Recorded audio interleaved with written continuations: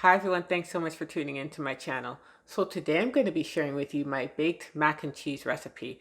Now I've made this for years, and if I'm going to a potluck or a company lunch or someone's house for dinner, I make this quite often and it's always a big hit.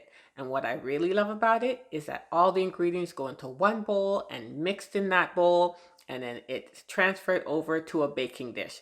So quick and easy and so delicious. So stay tuned for my baked mac and cheese recipe. Okay, we're gonna start off with dicing up some onions and garlic. And I'm using 2 cloves of garlic here.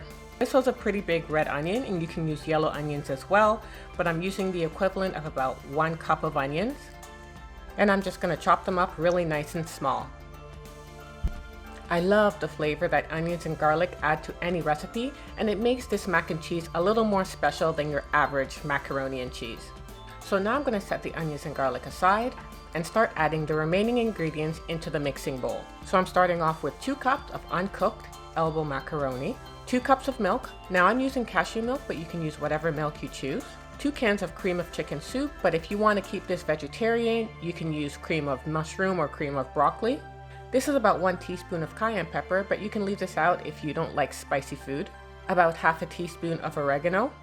And now I'm adding the onions and garlic into the bowl as well. And last but not least, 2 cups of sharp white cheddar cheese. Of course, you can use whatever cheese you prefer. And now you're going to mix all the ingredients together and then pour the mixture into a casserole dish. The size of my dish is about 2 quarts. This is going to bake in the oven on 350 degrees for about 1 hour and 15 minutes. Now I forgot to show that I covered the casserole dish with foil, but you do need to cover it when it's in the oven. And now you have a side dish that's creamy, cheesy, and so easy to make, and I'm sure that everyone will love.